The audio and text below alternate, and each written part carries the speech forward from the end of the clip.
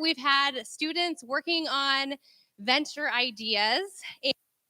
You're going to see 10 of them today. We have more e-scholars in the program this semester, but today you'll see 10 of the pitches.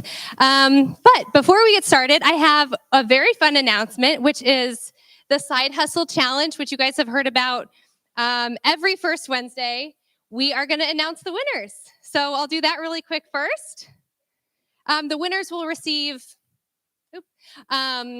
different prize amounts, and I'll explain that. And also acceptance into the eScholars program in the spring if they choose to. So our first winner, third place, second runner-up is Olivia Gray. So clap for Olivia. Okay. We don't have time to show everybody's videos today, but Olivia had this great presentation. In fact, most of the students in this room voted on these, so you've seen the videos. But Olivia, congratulations. You've won $500, and hopefully I'll see you next semester. Second place winner, so runner-up. Is this going? I'm afraid to over-click. Oh, there we go. Tate Berry, congratulations. For musician value elevation, so $750. And then finally, our first place winner, a former e-scholar, Ellie Doman. Congratulations. Ellie came to me at the beginning of the semester and told me she took a lease out on a space and needed to start getting the business going on it. And I thought, dang, that is a big risk, and that's an exciting one to help with, and that's the kind that really energizes me to want to get started. But she brought a different company through eScholars, and then to see her now have a studio and to take a big risk on it is really exciting. So congratulations, Ellie. Ellie won $1,000.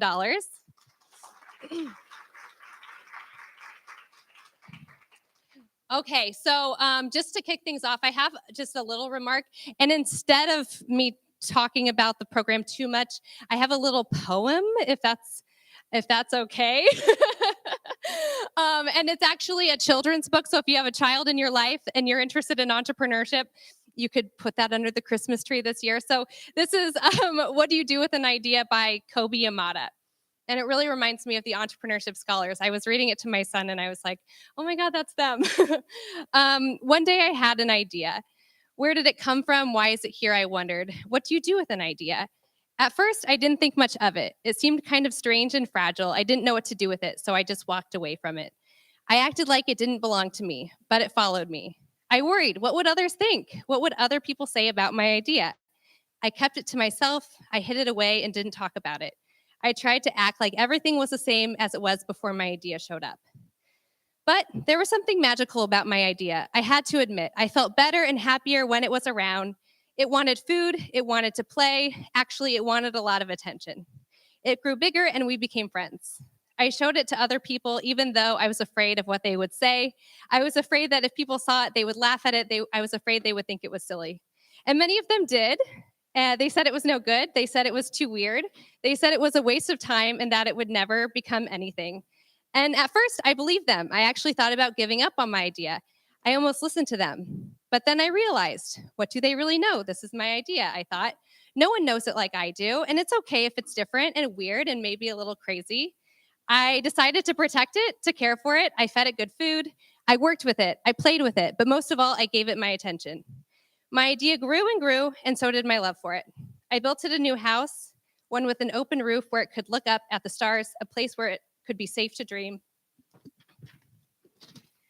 I liked being with my idea. It made me feel more alive, like I could do anything. It encouraged me to think big and then to think bigger.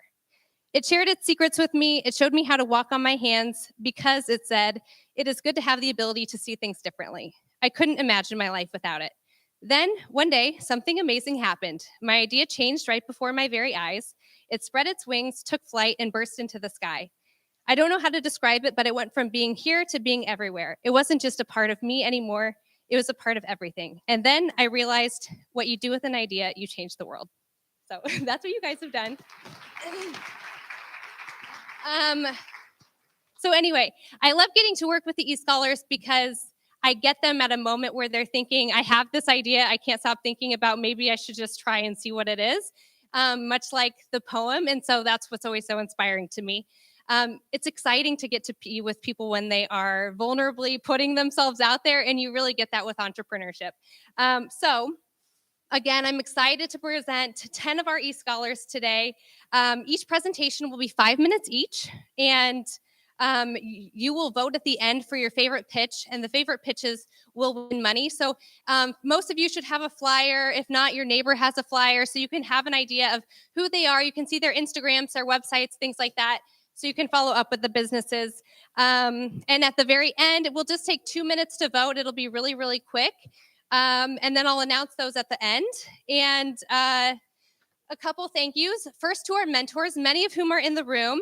The mentors did so much this semester. They did Mentor Madness, one-on-one mentoring, guest spoke in our sessions, helped with today's pitches, helped with recruitment and selection and finding new mentors, and are guiding us on how to improve the program. So there's so many mentors in the room. We're so grateful for you. So thank you to the mentors.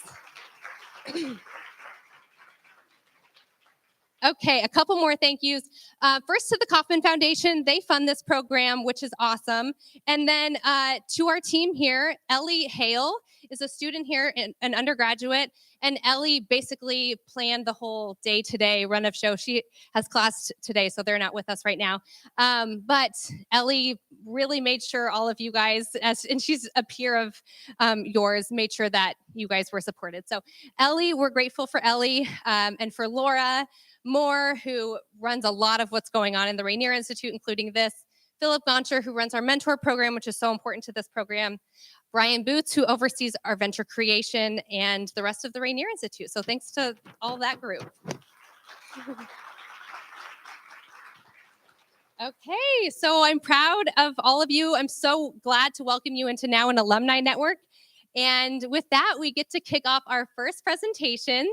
The presenter, the founder, Yari, with the business Yari. So welcome, Yari.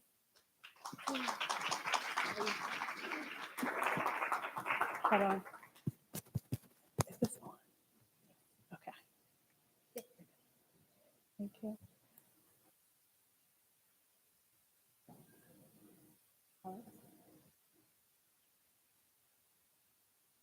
Which button? Okay. Designer here in the eScholars program. My journey started in 2018 as a model. I quickly realized, though, that modeling was not for me because I don't like being on the spotlight. So one day I was called to work with a designer, and I loved with hair and makeup. She made the clothes for the shoes, and it was just fascinating. And she got to be involved in this whole creative process, but she didn't have to be in front of the camera. So I said, you know what? I want her job. So the picture you see here is the picture from that day in that photo shoot. It's my last day working as a model and where my journey as a fashion designer began. So what is Yari? Well, Yari is a fashion brand that specializes in constructing unique pieces. We focused on the quality that we redefine and really let everyone know what something truly means to be luxury. We're all familiar with luxury and also fast fashion brands like Fashion Nova or Shein. Well, what these brands have in common are unsustainable practices. Luxury brands rather buy their products than offer discounts or just reuse and recycle those fabrics. And their only problem with reusing and recycling is that it costs more than burning, and they don't offer discounts just to keep their brand value high. Fast fashion brands, they have similar practices, and though their wasteful practices start as early as production, when it comes to getting rid of excess supply, they also burn, throw away their garments. So there's already ends up in landfills, and that's just in the US alone. It doesn't have to be this way. If we just focus on slowing down, focus on quality and durability of garments, and really find value in reusing our clothes, then we could save a lot of that waste. So luxury is not about price, it's not about elite, and it's not about some privilege bestowed upon you by your ancestors, but it's about the codes, qualities, and values of the brand and the people purchasing from that brand. So luxury is gonna look a little bit different for each of you in this room, but that also means that everybody has access to luxury. More seats at the table just makes for a bigger party, right? So I do want to highlight a couple things. Sustainability. I know that when I say sustainable, we probably think of earth tones and Durlaps, but sustainability can be glamorous. We don't have to worry about those monotones or those tans and browns because we can still have our glitz and glamour while saving also both quality and high quality and durability. When we think of vintage clothing, these clothes were made decades ago. They were built in 2022, still cycling through the market. I'm not going to pass down my Sheen shirt to my child or my grandchild, but I am going to pass down a good, high quality luxury garment because I didn't intend on just throwing it away when I purchased it. And so, with that, we're focused on a value pricing. This is just a few of the categories that will be offered through the website, but corsets starting at $300, jackets starting at $450, and pants and bottoms starting at $350. So why? I'm fairly new to the market as a fashion designer. In fact, I've only just introduced myself to the market back in July, so I'm not even 6 months old yet. But since then, I've had 50 inquiries, custom inquiries for garments. 48 of those inquiries are willing and ready to follow through, and 42 of those inquiries are in Kansas City. So I've already broken state lines. Thank you.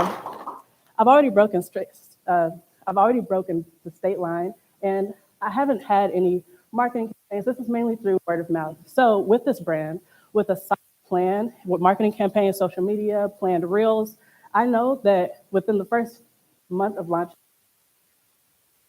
lined up and ready to order.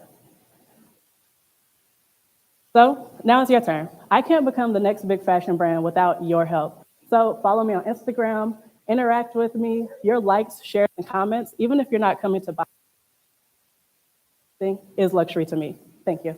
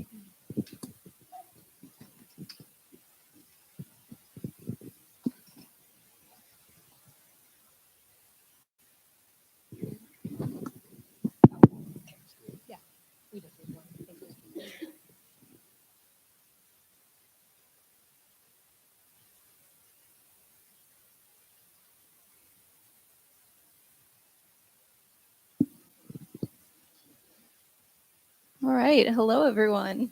My name is Elena Smith. I'm a 2022 e-scholar and a product designer. I help small sustainable businesses design and circulate reusable packages.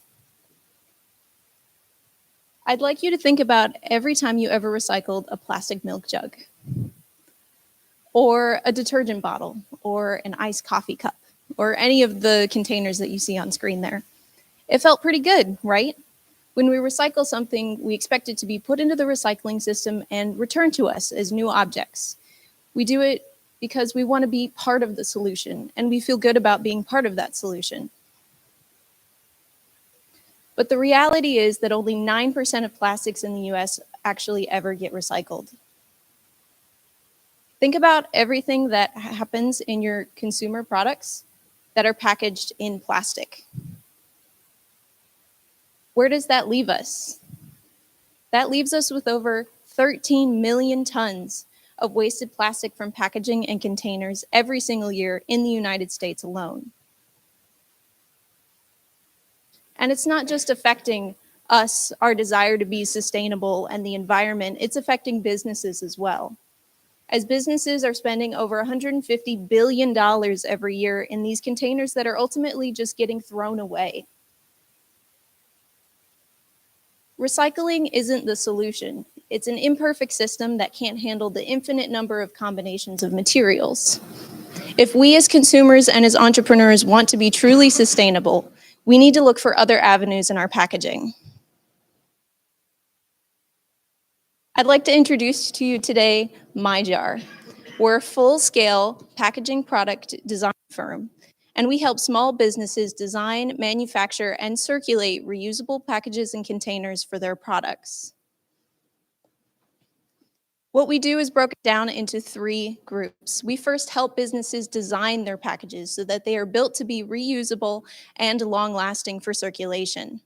We then help these businesses integrate those packages into their businesses through manufacture and circulation. We collect, clean, and return the packages back to their home businesses. We remove the burden of sustainability by reconnecting that disconnect between the consumer using the package afterwards and back to their original business. We do this by being at the start and end of the solution system. We help the businesses manufacture their packages, and we collect, clean, and return it back to them at the end. When we usually purchase products, we do it in this way, a very linear way. We purchase a product, a consumer uses that, throws away the packaging. Instead, MyJar offers the consumer the ability to return it to us. We collect those packages and then return it to their home business. And we do our collection by partnering with e-commerce shipping channels, convenience and grocery stores, regional distributors, and our own collection centers. We offer value to businesses by allowing them to focus on the sustainability of their own goods, allowing us to think about the packaging.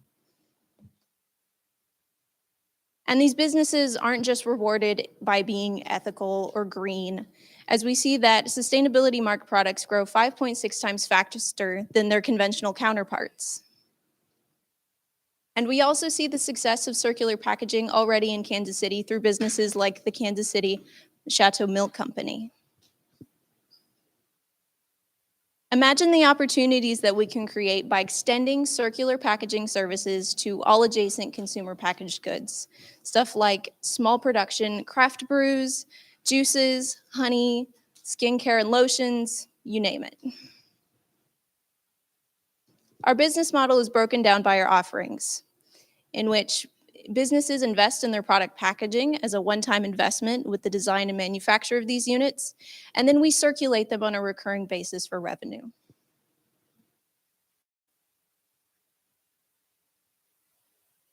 And finally, a little bit about myself. Again, my name is Elena. I'm a product designer studying over at the Kansas City Art Institute and a 2022 e-scholar. But I must admit, I'm a little bit lonely up here all by myself, and it takes a village to make this idea work. So if you know a small business or are a small business owner, if you know of sustainable practices, or if you're interested in what you heard today and are willing to share your knowledge with me, mentor me, we can all help each other and learn to help make this idea work.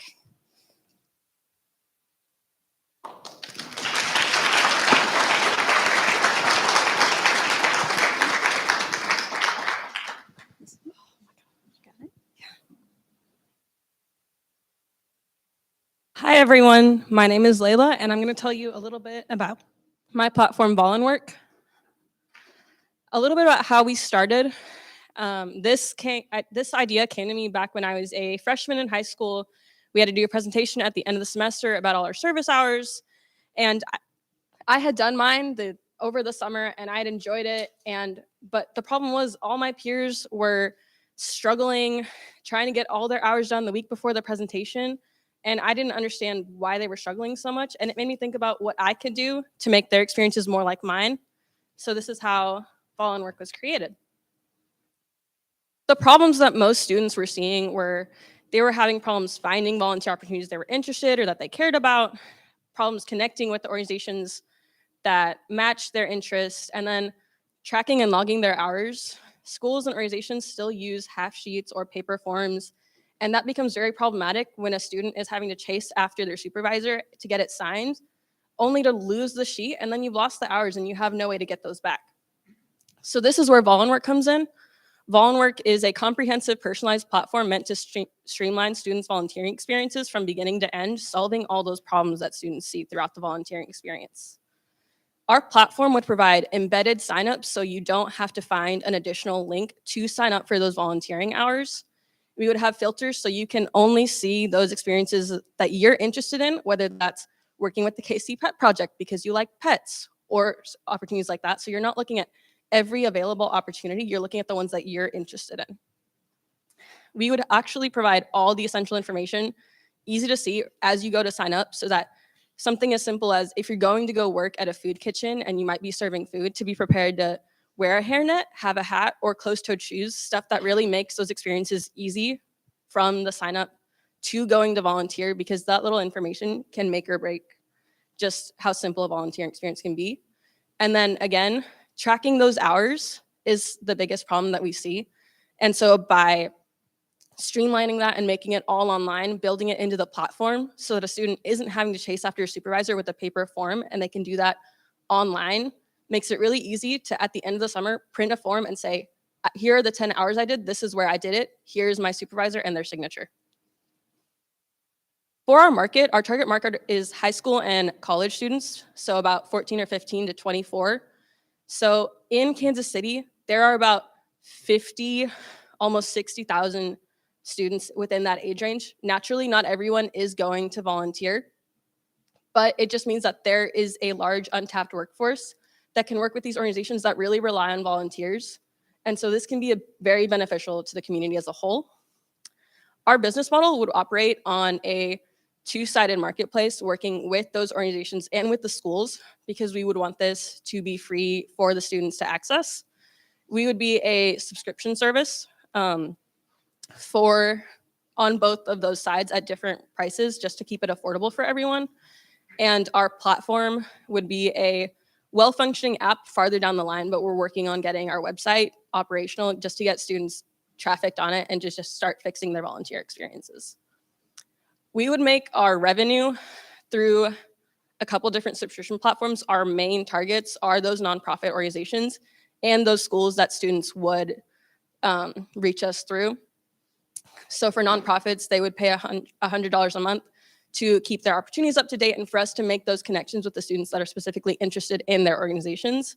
And then schools, we would charge $1 a month per student, because we want to keep it affordable depending on the size of the school, because you have schools that are ranging from all these different amounts of students that need volunteer hours. And then sometimes there will be a family or maybe a parent that wants to volunteer on their own time. And so they would have a separate subscription service for themselves.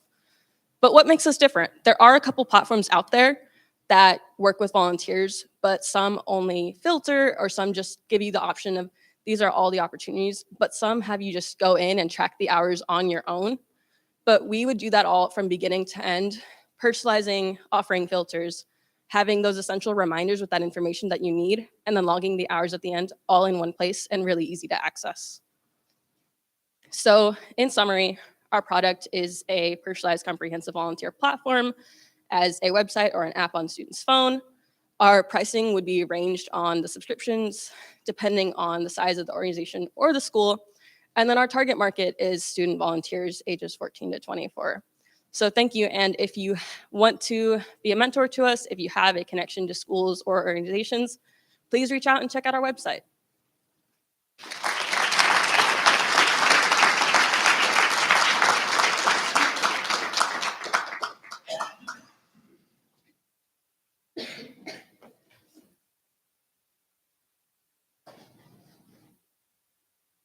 It's done. Look right. This one, yeah.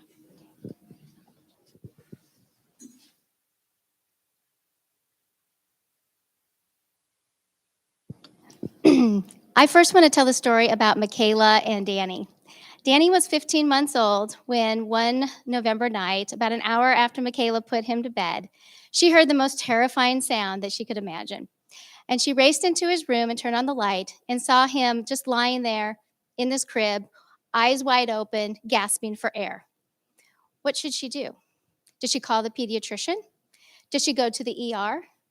In these moments, it is really difficult to figure out what you should do, and medical advice is usually not available. A study in 2017 showed that we spend $89 billion on lost wages and travel costs related to accessing healthcare, not related to the actual healthcare costs. COVID-19 pandemic brought about a sweeping of telemedicine services available to everybody. And as you can see, telemedicine visits are cheaper than an in-person visit to the doctor or an urgent care visit. And 79% of people that had a telemedicine visit rated their visit very satisfied and were willing to have another visit again in the future. Kansas City has 540,000 children under the age of 18.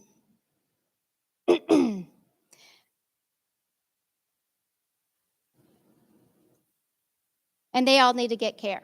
So where do they get care? I want to welcome you to Concierge Care Pediatrics. Our mission is to leverage the power of digital health to be able to meet kids where they are, providing the care they need, and helping parents get peace of mind as well. We offer our services include home and travel telemedicine, which can be scheduled online, and we can resolve 60% of visits so parents don't have to go to in-person for an ear infection or for an asthma exacerbation. School-based telemedicine means kids don't have to miss school and parents don't have to miss work getting to a doctor's appointment or traveling and waiting. And video medical education. This is a more robust way for parents to be educated about their diagnosis and treatment plan, enhancing their understanding, their anticipatory guidance, and understanding the expectations. There's no local clinic or urgent care that provides school-based telemedicine and home and travel telemedicine services. So whether you're in Missouri or traveling to another state on vacation, we're available. So our business model includes home and travel telemedicine. So for $39 a month, you can access our services. School-based telemedicine, meaning contracted schools can access the pediatrician same day for sick or injured visits, and the school nurse facilitates that visit so everybody is in the loop with the care. And our health education videos will be made available to medical providers who want to access a subscription-based service so that we will whiteboard their brand so that they can see what we're doing. We started Concierge Care Pediatrics earlier this year as a licensed LLC in the state of Missouri, and we can now have our business practice in 11 states. Currently, we are undergoing credentialing so that we can bill insurance companies and Medicaid. And I am pleased to announce that we now have a verbal agreement with a Northland school to beta test our school-based telemedicine program.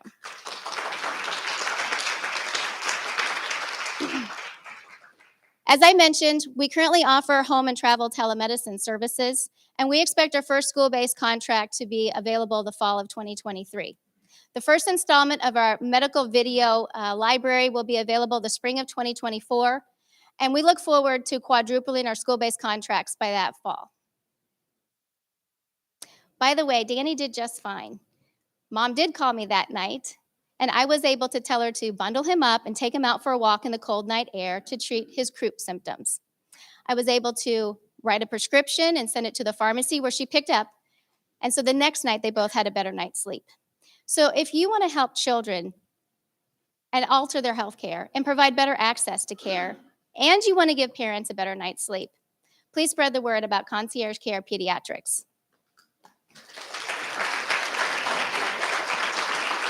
I'm Dr. Chelsea Johnson. I'm a board-certified pediatrician, and I've worked urgent cares, emergency departments, and primary care clinics across the country. For the past 5 years, I have been starting and running telemedicine companies for startups and for academic hospitals, including Children's Mercy. I think it's time for Kansas City parents to have access to pediatric concierge telemedicine. Thank you.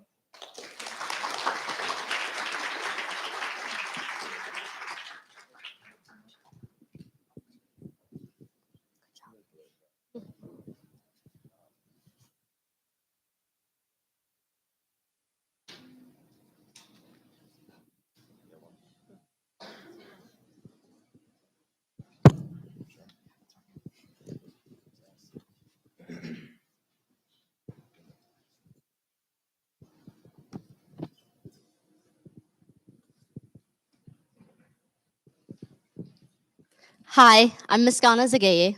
And I'm Dr. Nathan Gauss. We're honored to be present before you today to talk about our company, which we're very excited about, Lusocura. That's Italian for luxury care. It's an exciting and disruptive venture in Botox and filler, providing concierge aesthetic services. Meet the dedicated founders of our company that are uniquely positioned in the intersection between business and healthcare.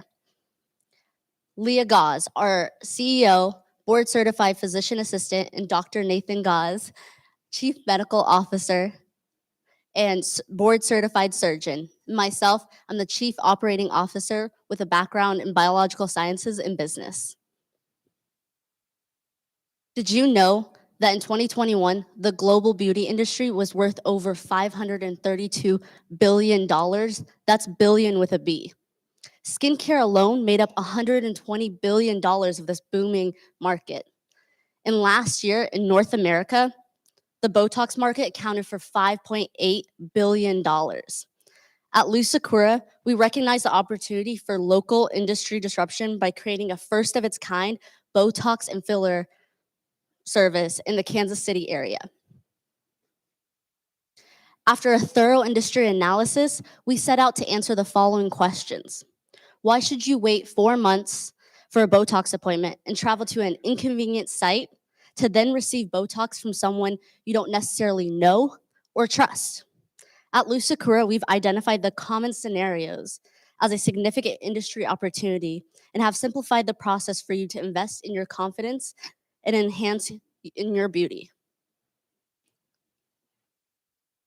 Lusakura has created the solution to the burdens and barriers associated with making an investment in your confidence through Botox treatments. How do we help you, you ask? Well, that's a great question. Fantastic question. Fantastic.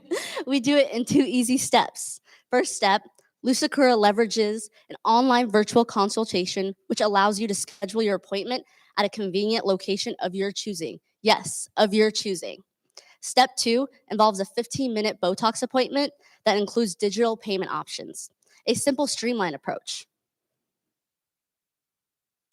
When stood up next to our competitors, Lusakura meets the needs of our clients by leveraging a nimble, client-centered approach to aesthetic care. Our unique concierge process creates flexibility for our clients. And we just happen to be also clinician owned. So that allows us to put the client at the beginning. I was about to say patient, I'm just saying patient. Put the client in the middle of things such that we can give them expert opinions and expert care. Fortunately, Botox is essentially a household brand, similar to how Kleenex is to tissue paper. Lusakura leverages this model by using brand awareness. Word of mouth and social media have been our primary medium to date for communicating with our clients. We identify our core clientele to be women, the age between 25 to 60. After a Botox appointment, we're fortunate because each client is in a walking billboard for us, which we think is pretty fantastic. Lusakura also creates a client-focused venue for them, such as in-home services and as well as pop-ups at businesses and boutiques and country clubs, as well as private parties. Those are actually pretty fun. The business model also eliminates the need for clients to go to an unnecessary place or appointment. To further bolster our uniqueness in this industry, we are currently creating subscription-based packages in order to provide a better experience and simplify the experience for our clients. Quick financial projections for us. We leverage new and recurring clientele, and we use that to help bolster our business. We anticipate seeing clients, and we currently see clients 3 to 4 times a year with an average revenue of about $360 each visit. For us at Lusakura, we anticipate over the next 3 or so years, we'll get up to about 500 clients. That's about 6 appointments, 15-minute appointments per day. And that'll give us annual revenue somewhere upwards of $500,000. So we're excited about that. We have much to celebrate at Lusakura already. Part of the eScholars program, so clearly that's a win for us. That's helped us to really look at the pitfalls of a startup company, right? I got into this, slid into this, thought it was easy. This is easy. It's not easy. There's a lot of things that can trip you up and cause your business to fail. We've learned how to not fall over those hurdles. We also have leveraged the mentorship that's come available to us.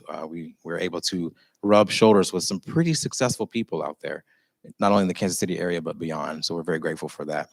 We also, through word of mouth and social media, have been able to get clients in both Kansas, Missouri, and Iowa. Now, the Iowa connection comes from, that's where we used to practice, my wife and I. So they obviously want us to come back and take care of them because, I mean, it's Lusakura. Why wouldn't you? We have a simple ask. Take the time to engage in luxury care. Ask your friends, consider yourself and your loved ones to reach out to us to provide this luxury care experience. It's literally luxury care. Ms. Ghana and I thank you for your time. Thank you.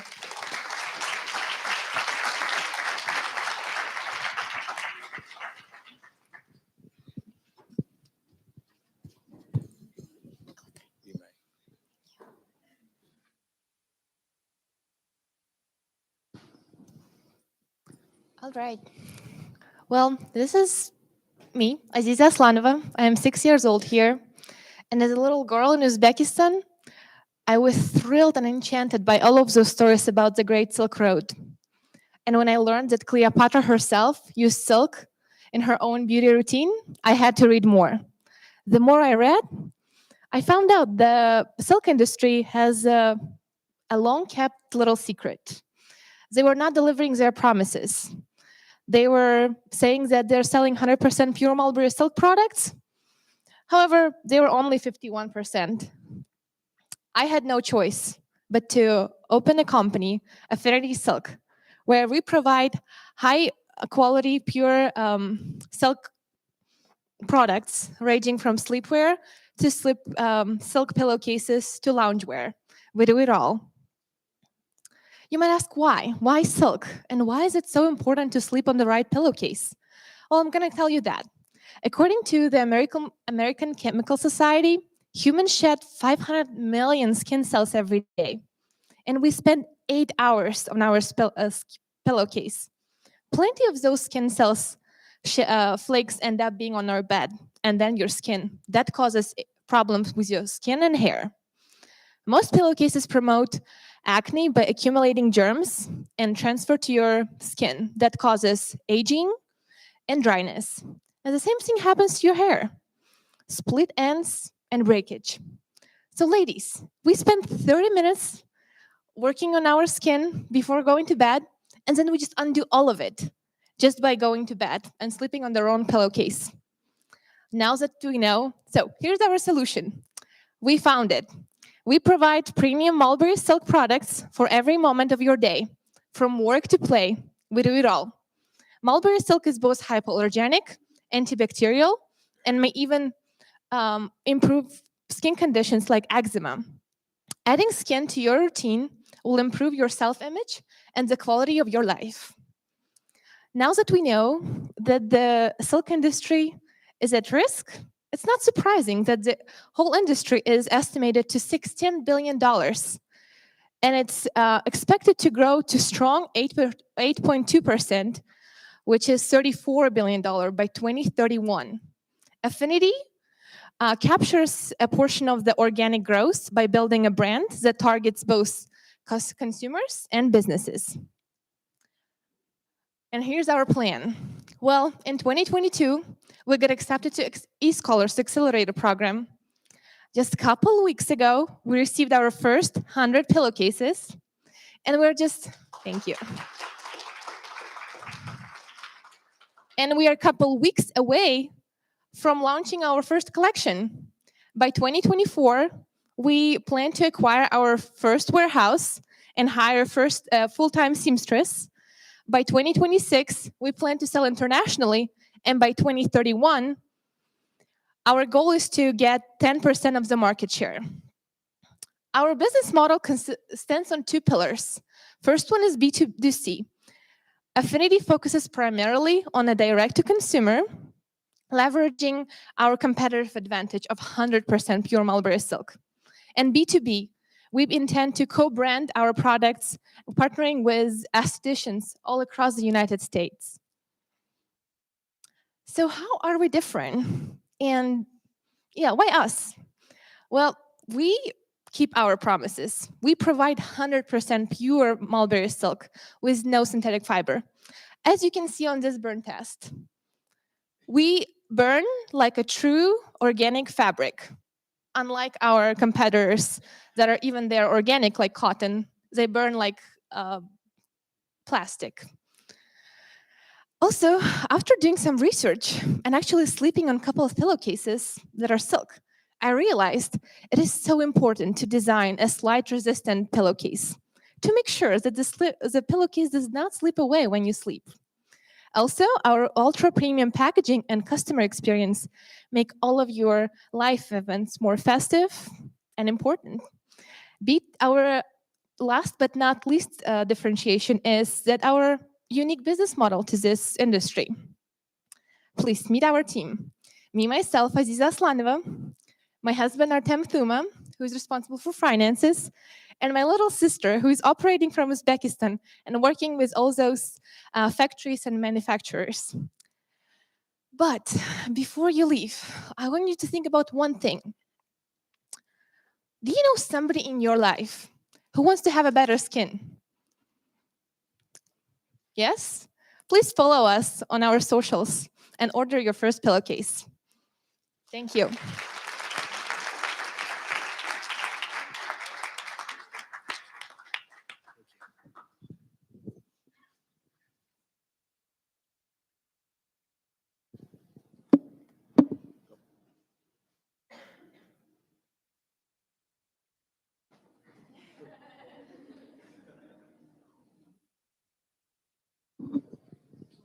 Hello. Yep. So today I'm going to talk about Pina Roma. I'm going to begin with a story. We were on a road trip to the black sand beach in Minneapolis, and it was pouring rain, dark, and suddenly while driving, I heard some crying sounds coming from behind me. I turned back, and when I looked, I see my daughters, my girls crying, weeping, tears rolling down their cheeks. And I'm like, girls, what's the problem?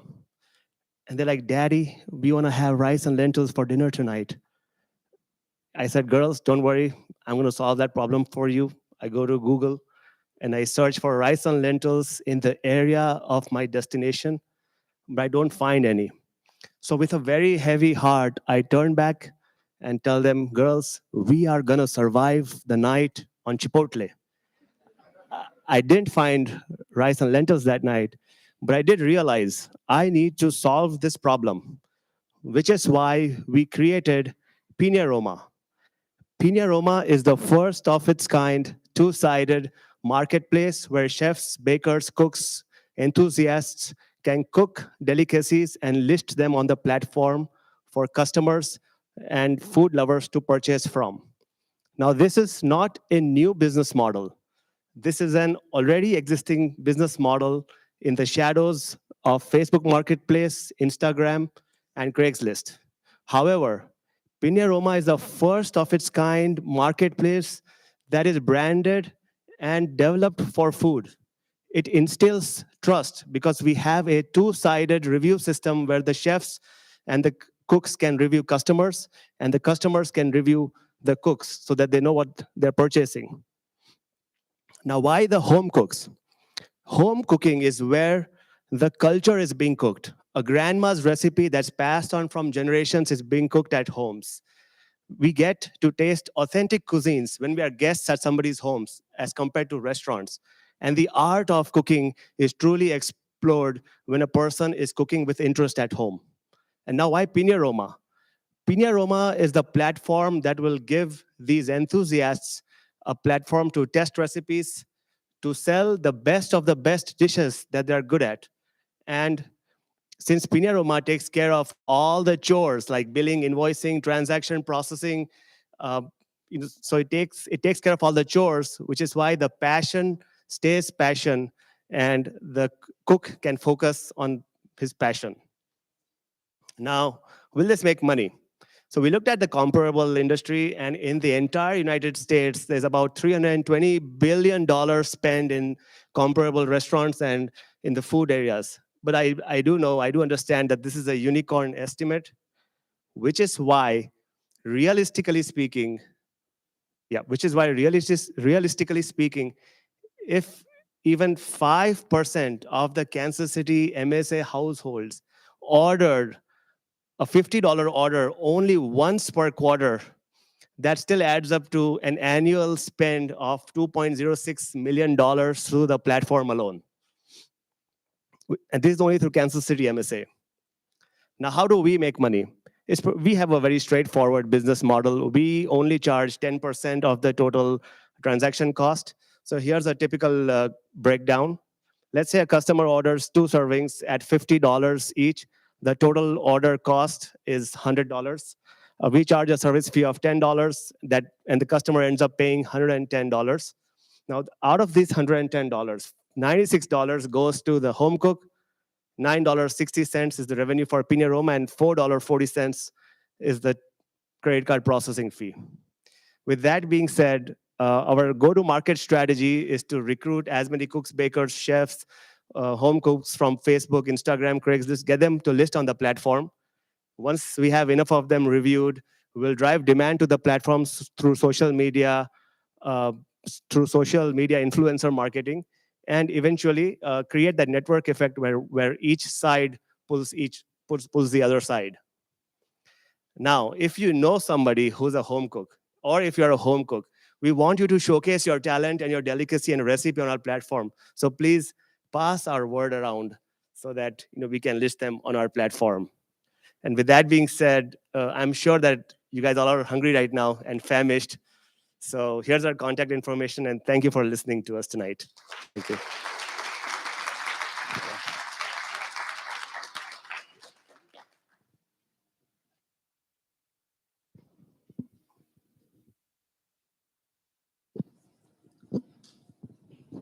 How you guys doing tonight? So my name is Ivan Hernandez. I am the creator of the My Business Idea podcast. In this podcast, I interview entrepreneurs about what it's like to go from idea to business successfully. A little backstory about me. So I'm 28 years old.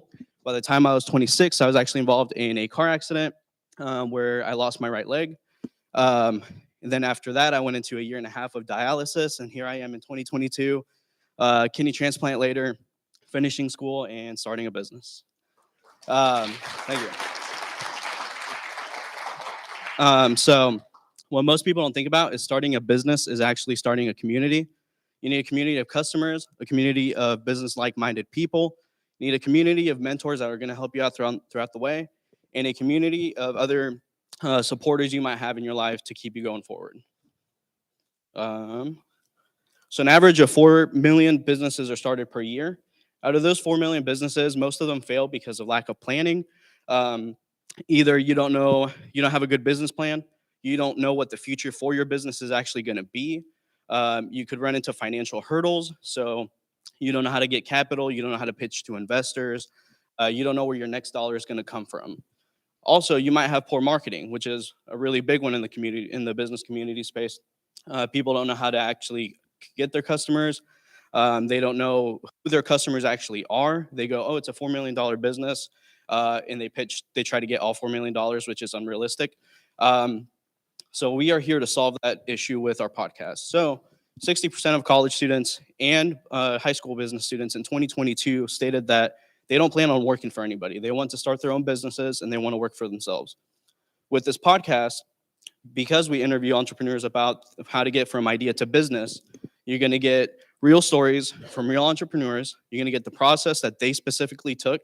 So if we do an episode on real estate and you want to get into real estate, you'll hear exactly what it was like for one person that's already doing it.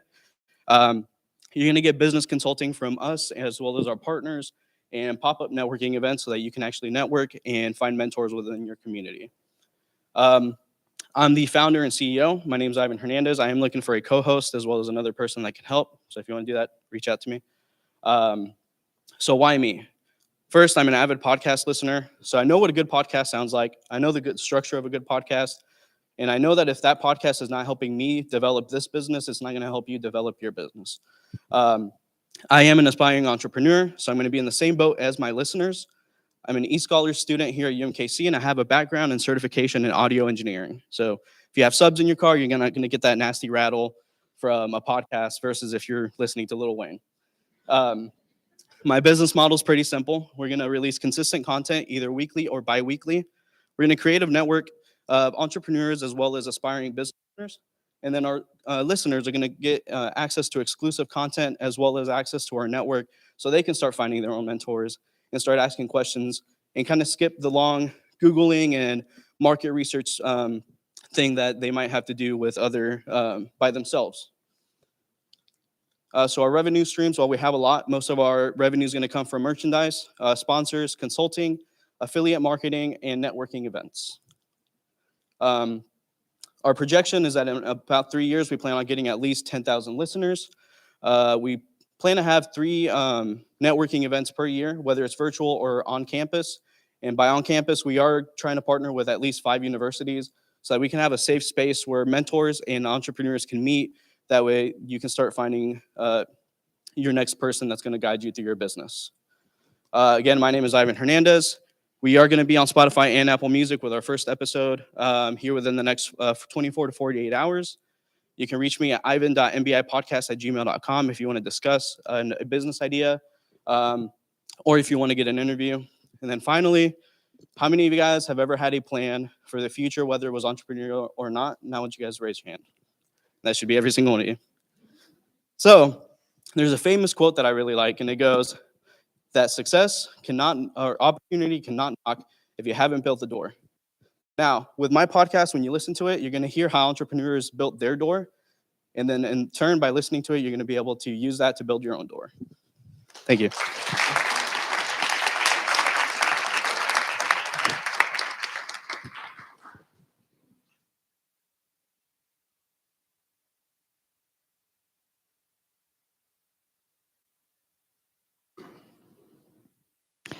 My family owns a trucking company, and as many of you know, there are a lot of things that you just can't control within that industry. You can't control traffic, you can't control the parties being involved, but what you can control is the time that it takes to load and unload a semi-truck trailer. It takes on average 3 hours to load and unload a semi-truck trailer, which is 2.3 million lost in productivity annually per manufacturer. And in USA alone, there are over 600,000 manufacturers here. And so why wouldn't manufacturers simply invest in technology in order to increase their productivity and efficiency? And the solution is these smart pallets. So these smart pallets, they can load and unload a semi-truck trailer in less than 20 minutes. And they have embedded technology that have different features enable it to move into and throughout the warehouse and into the semi-truck trailer very safely. And they have material that is very durable and it can hold up to 3 years. So there are over 2 billion pallets in USA alone, and 50 million of them are smart tech pallets. So they have some sort of feature inside of them that enables them to do really cool things. And we will be targeting 5 million. So that's a target of 10% in 5 years. And so we will be targeting closed loop supply chains. So that's where one truck will haul a load there, but then they'll go back empty. So it's like automotive industries, the aerospace industries. And we will be going to trade shows around the USA, a lot of manufacturing shows to get our audience. And we will also finance this through sales and subscription models. And so what makes us different is that this pallet has tracks on the side, underneath it actually, and so enable it to move into and throughout the warehouse. And since anybody can connect to it, there's a QR code on the pallet, so you can just click on it and then you can move the pallet on the app. So it's like pretty cool. And it has electromagnetic locks on the side, enable it to lock to other pallets and move like 8 pallets together as a unit. So since we will be targeting 5 million, we expect 20% of that will actually lease them. They will actually, want them for lease, and we charge $12 per month. And we expect that 80% of them will actually want to buy them for $500. And this is my incredible team made out of 3 mentors and me. I'm majoring in finance, and I have a little background in chemistry and physics. And since I do have a background in logistics, my family is going to help me use their warehouse to prototype and test my beta. So it's pretty cool. And don't forget to connect with us on LinkedIn to see our progress. Thank you.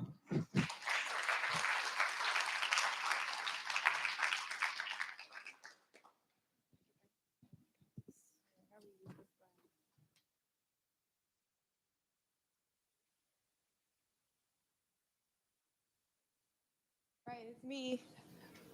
All right. Good evening, everyone. That's the part when you guys respond. Good evening, everyone. Good evening. Thank you. All right. So, this in class, you usually got to give your phone up, right? All right. So, despite our brain's intellectual and technical capabilities, were you guys aware that our brain is a social organ? So what that means is that it functions at its best when it has the opportunity to connect and interact with others. I know that because as a social worker, I study human behavior, environments, trauma, and how adverse childhood experiences impacts our brain structure. Good evening again. I'm Alicia Smith, and I am a licensed master social worker in Kansas and Missouri, a qualified mental health professional here at Rediscover Mental Health. I am a clinician with the Kansas City Public School District, as well as the founder and creator of Advantageous Afford. So 90% of students within the Kansas City Public School District qualify for free or reduced lunch. And that's just an alternative way of saying that they're living below the poverty guidelines. Contrary to what some may believe, poverty is not a lifestyle choice. That's not something that we celebrate on social media, right? But we know that due to a number of unforeseen or circumstances that it's a cycle that individuals are unable to escape. It's generational. This group of people, also sometimes referred to as, this group of people, sometimes referred to as the at-risk population, experience inconsistent and inadequate housing, inadequate childcare, inadequate health care, as well as attend under-resourced or underserved schools. Poverty is trauma, and the implications of trauma don't dissipate as we grow into adulthood. In Kansas City alone, there's over 29,000 households that are identified as being underserved. Of those, 38% have children that are under the age of 18. And that's just within, that only includes 6 area codes. Also in Kansas City, there's over 13,000 registered nonprofit organizations. Of those, 80 identify as being youth-led organizations. But then there's us, Advantageous Afford. Advantageous Afford is a 501c3 organization that was established in 2020 during the global pandemic. In August 22, we were able to begin taking referrals while concurrently beginning our participation in the eScholars program. Most recently, we've been able to celebrate partnering with other organizations in our community, such as Hy-Vee.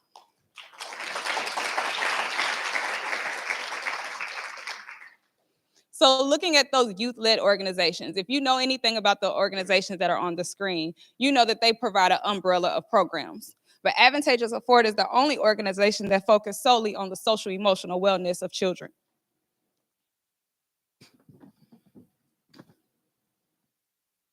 So what that looks like, or what our solution is, as we talked about, that 38% of children that are living within those underserved communities, there are also a number of organizations already out there that are providing the programs. So we provide the connection or fill the gap.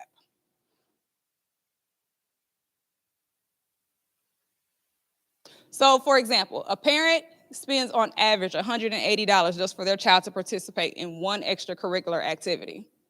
Think about those that have multiple children. And if you're merely just surviving, you lack the funds to invest in those social emotional opportunities. So how we do that is that we partner with what we would identify as child advocates. So teachers, social workers, clinicians, counselors, or any individuals that are already working with students that are able to easily identify the need. Once the need is identified, they're able to come to our website to make the referral, and then we have the opportunity to step in and fill that gap. Our ability to provide this resource to the community is going to be funded through donations, fundraising, as well as grant opportunities. And so as we look forward to growing our business and growing within the community, if you feel like, there's an opportunity, if this story was compelling to you, if you may identify as one of those individuals that came from one of those communities, then we ask that you connect with us to have a conversation to discuss how we can partner together to bridge those opportunities and fill the gap for social and emotional well-being.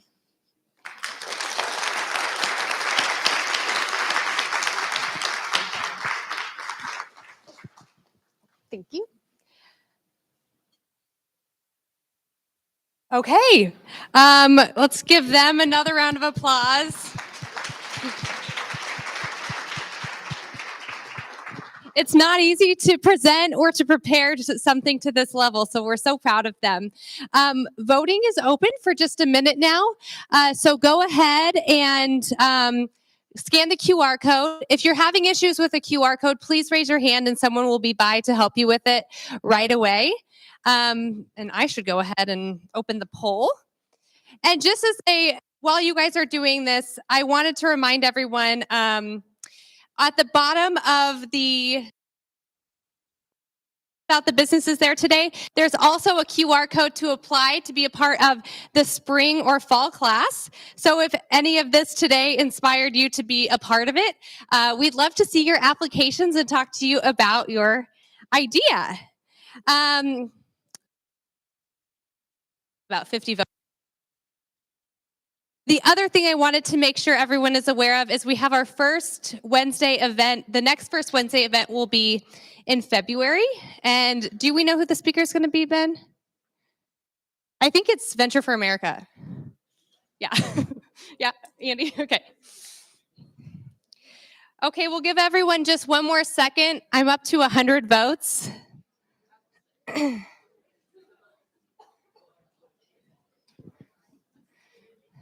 I'm going to need a couple more votes, though, because some of this is really, really close.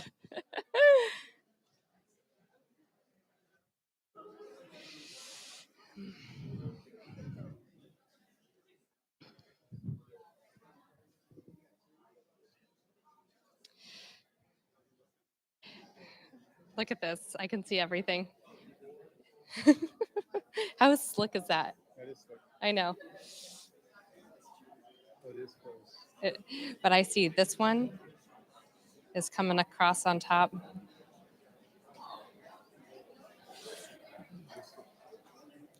We'll give you guys about 30 seconds. We're at about 200 votes, so I'm thinking we're really close to having everyone's in. Isn't that cool? I'm going to kind of wait for it to hit 200.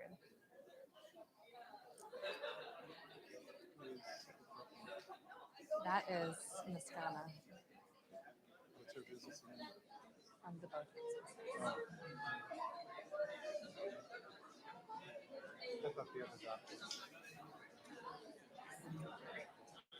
One second, let me grab this.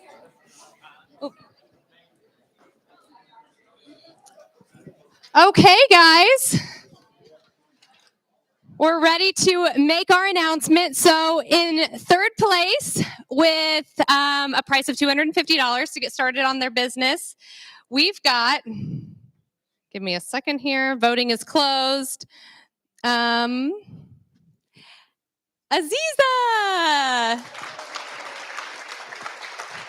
Our silk business. Congratulations, Aziza. Okay, our second place prize winner for $500 is Alicia. Congratulations.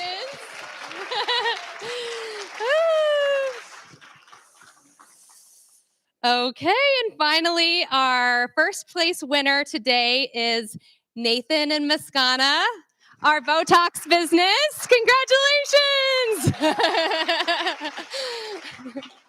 That is so fun, and I had no idea the voting was going to work that well. So good job, guys. Congratulations, everyone. You guys did so awesome. It was such a pleasure to, be a part of this year. And thank you to everyone for joining us today. Have a great night.